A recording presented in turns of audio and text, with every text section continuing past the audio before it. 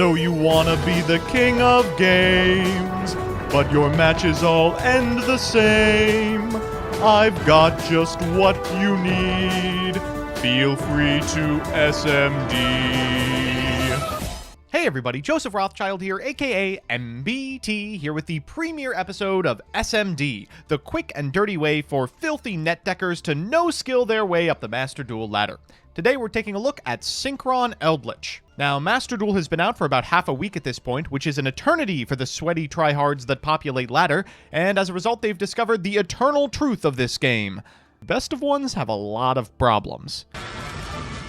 Unsurprisingly, the most represented decks at the top level of Platinum are the ones with good game 1s that become very bad games 2 and 3 after sideboarding. Eldlich, Drytron, these decks are extremely good if your opponent doesn't know what you're up to, and extremely bad when they can board into their silver bullets. These decks have been taking names in Master Duel's best of one ladder system, but they've also started to become huge targets. It's not uncommon to see people play, let's say, Invoked with an extremely targeted hand trap lineup and main deck Lightning Storms to hit those two decks specifically. So the question becomes, how do I play a deck as good as Eldlich without losing to all the cards that beat Eldlich? Enter SYNCHRON ELDLICH. SYNCHRON ELDLICH is a deck I'm partially responsible for that was popular right around the start of the pandemic. Thanks to this weird OCG-TCG hybrid list, this bad boy can use a combo line that revolves around Jet Synchron and Mecha Phantom Beast Auroradon to set up a few negates, or if you're without your Eldlich pieces, your linear game plan by way of Chaos Ruler. It adds an explosive combo with a wild payoff to a deck that lacks a normal summon without sacrificing any part of the grind game that nets it so many free wins in Best of One.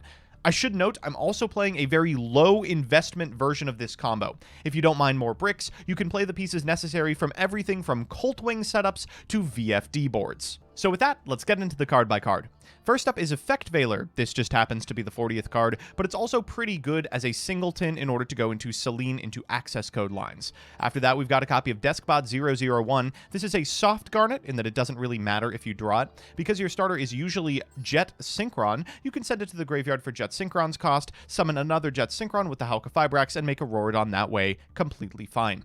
Jet Synchron does everything for the deck. It's a great normal summon, it's easily accessible, and it allows you to bin individual cards like maybe a Wakero that you don't have a use for immediately but want to activate the graveyard effect of shortly.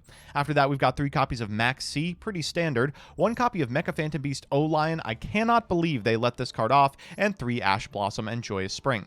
After that, we've got 2 Eldlich the Golden Lord. I don't want to play more than this. While there are random mills in this deck off cards like Tuning, Eldlich is so bricky that I would never want to play more than 2 copies. If I could get away with 1, I would.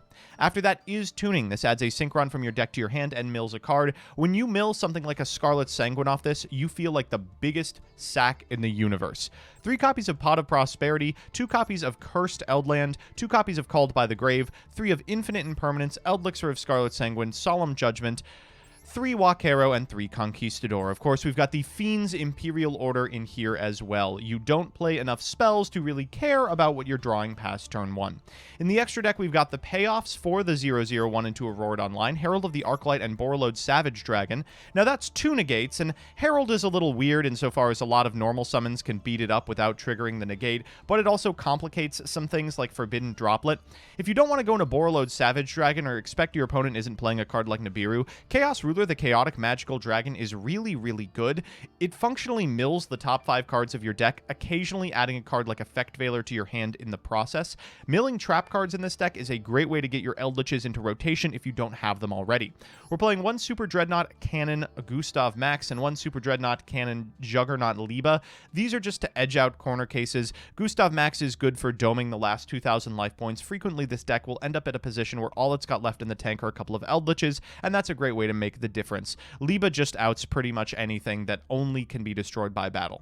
After that, we've got a Link Spider and an Imduck. These are here because of different monster names that you can make off of the individual Wakero and Conquistador. Link Haribo, I don't want to play more than 1 target for Jet Synchron because you can always use Link Haribo in grave if you're stopped before committing to the entire combo on a future turn. 1 Halqifibrax, 1 Nightmare Phoenix, 1 Nightmare Unicorn. I'm on the Selene and access code line, but really not necessary. I have not found myself going into it at all. 1 Auroradon and 1 Underworld Goddess of the Closed World in case anyone gets some crooked cook ideas. So let's see it in action. So this match takes place in Plat 4. Unfortunately, I haven't ground enough to actually get good yet, so I'm still playing against individuals who may have blue-eyed their way into ladder. We've opened pretty terribly. We have some really good hand traps in our opener, but we don't necessarily have the Eldritch cards that makes the deck tick. Unfortunately, as it becomes clear almost immediately, our opponent is playing what I had alluded to earlier, an extremely targeted invoked deck playing some very strange main deck inclusions. We're going to begin with a copy of Jet Synchron and then go into a copy of Linkuriboh. This Linkuriboh will occupy the extra monster zone and will activate the Jet Synchron effect, pitching the Eldritch that we searched off our Pot of Prosperity. It's at this point our opponent activates Artifact Lancia. Now, against any other Eldritch deck, that's the end of the turn. The farthest you're going to be able to go is to set the cards that remain in your hand, but we can go much farther.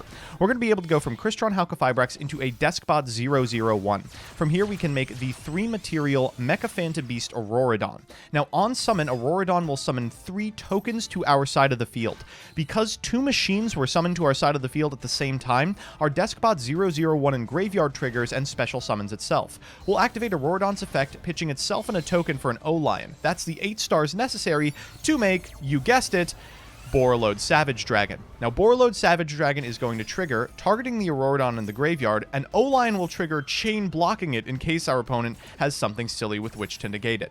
We'll get a token to our side of the field, and 3 plus the 1 from 001 enables us to make a second negate in Herald of the Arclight. A little less impressive, again, this is an easy card to run over. So even though we're under Scythe, the card that functionally ends Eldritch's turn, we've got 2 cards in hand, 2 negates on field, and follow-up. Our opponent begins with a Forbidden Droplet, which would beat any negate board, except they can't send a monster to the graveyard because of Herald of the Arclight's continuous effect. It prevents cards from the hand or main deck from going to the graveyard, and as a result, we're able to negate it with Borreload Savage Dragon. Afterwards, we'll Ash our opponent's Magical Meltdown, and upon resolution, it becomes clear they've got nothing left. Now, we don't have a lot in the tank with which to kill them, but the Eldritch in graveyard should be enough. We'll draw for turn, and Called by the Grave is a great follow-up to potentially something like a Ghost Bell if we were to see that. We'll special summon the Eldritch in our hand, no hand traps from our opponent, and I know it's over. We'll special summon the boy, switch that Herald to attack position, get in for 6, get in for 35, and get in with the Savage Dragon himself for the final blow. So that's that. A little bit of a novel take on Eldritch for a format that seems to be composed of Eldritch, Drytron, and decks designed to beat exactly those 2 other decks. Until next time, feel free to SMD, NetDeckers.